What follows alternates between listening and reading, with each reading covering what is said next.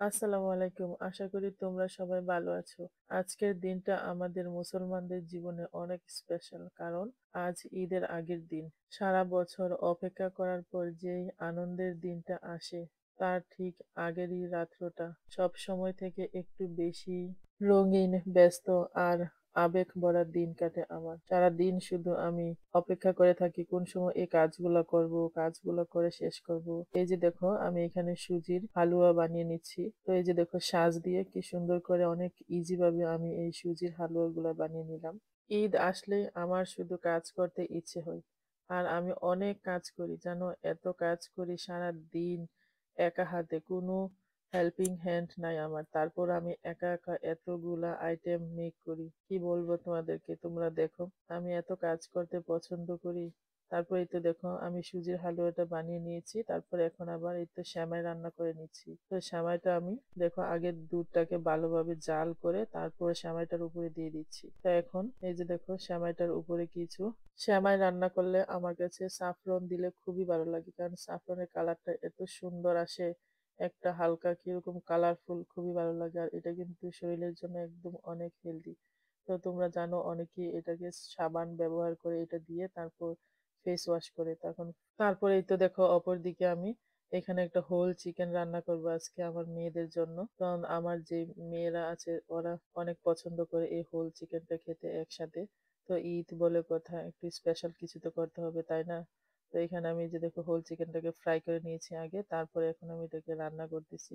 তো এইভাবে হোল চিকেনটা রান্না করলে একটু অন্যরকম দেখা যায় এবং খুবই খুবই তাড়াতাড়ি এটা সিদ্ধ হয়ে যায়। তো সেই কারণে আমার কাছে খুবই ভালো লাগে, ইজি ভাবে আমি এটা রান্না করতে পারি। তো তোমরাও চাইলে এভাবে রান্না করতে পারো। অনেক শর্টকাট ইজি ভাবে কিন্তু এটা রান্না করতে পারবো আর অনেক মজা হয়। তারপর তোমরা এই ঈদের মধ্যে কি কি স্পেশাল কিছু রান্না করেছো তোমরা অবশ্যই আমাকে কমেন্ট করে বলবা। তারপর দেখো অপর দিকে আমি গরুর মাংস রান্না করতেছি। তো গরু মাংস রান্না করব না এটা কি করে হয়, তাই না? বলো তো তোমরা।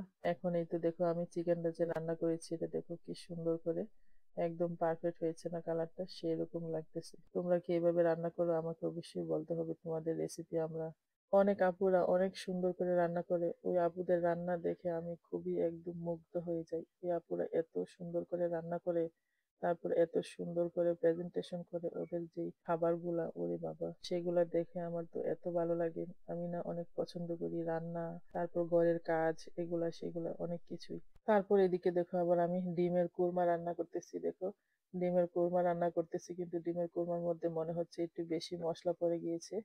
তারপর কি বলবো, মশলা তো পড়েই গিয়েছে, এখন তো কিছু করার নাই। তারপরও কালারটা একদম সেই লাগতেছে, তাই না? একটু সাদা সাদা না, মানে একটু লালচে কালারটা, কারণ আমি এখানে একটু লাল মরিচ দিয়েছিলাম সেই কারণে এরকম সুন্দর একটা কালার এসেছে। এখন আমার ডিমের কুরমা রান্না ফিনিশ। এখন আমি রান্না করব দেখো, কোরবানির ঈদ বলে কথা, মগজ রান্না করব না সেটা কি করে হয়, তাই না? বাংলাদেশে যখন থাকতাম সবার আগেই কিন্তু মগজটা নিয়ে আসতো, যখন গরু জবাই করার পরে যখন কাটাকাটি করতো সবার আগে ফার্স্ট টাইম দেখা যায় আমাদেরকে দিয়ে যেত মগজটা রান্না করার জন্য। তাই এখন আমি এই যে দেখো আজকে আমাদের এখানে আমি মার্কেট থেকে কিনে নিয়ে আসছিলাম সেই মগজটা রান্না করব। তারপর আমি এই যে দেখো এখানে ফুচকা গুলো আমি রেডি করে নিচ্ছি। তো এখানে দেখো এগুলা যদি আগের দিন আমি ফ্রাই করে রাখি তাহলে দেখা যায় কি অনেক ভালো, এগুলা নিয়ে আর ঝামেলা করতে হয় না ঈদের দিন। ঈদের দিন এত রান্না বাড়ি করতে ভালো লাগে না ভাই, এত সুন্দর করে রেডি হয়ে যদি রান্না করি তাহলে কি ভালো লাগে বলো? কোনোভাবেই ভালো লাগে না, তাই না? তারপর আমার রান্না বান্না ফিনিশ।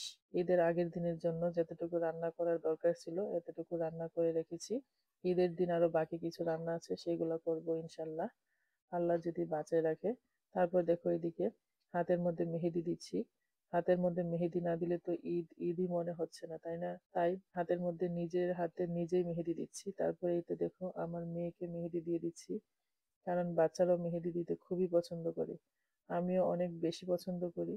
আগে যখন বাংলাদেশে থাকতাম ছোট সময় গাছের মেহেদি পেড়ে তারপর পাটায় বেটে ওই মেহেদি দিতাম, আর এখন কত সুন্দর ইজি ভাবে মেহেদি দেওয়া যায়, তাই না? তারপর একটু দেখো অপর দিকে আমি এই যে আমার ডাইনিং টেবিলটাকে আমি একটু সেট করে নিচ্ছি, কারণ আগের দিন যদি আমি এটা করে রাখি তাহলে দেখা যায় ঈদের দিন আমার আর এত কাজ করতে হবে না।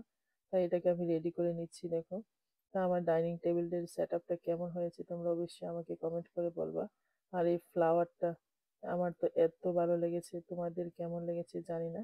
আর আমি অনেক বেশি পছন্দ করি এই মানে এই লাল কালারের এই ফ্লাওয়ারটা।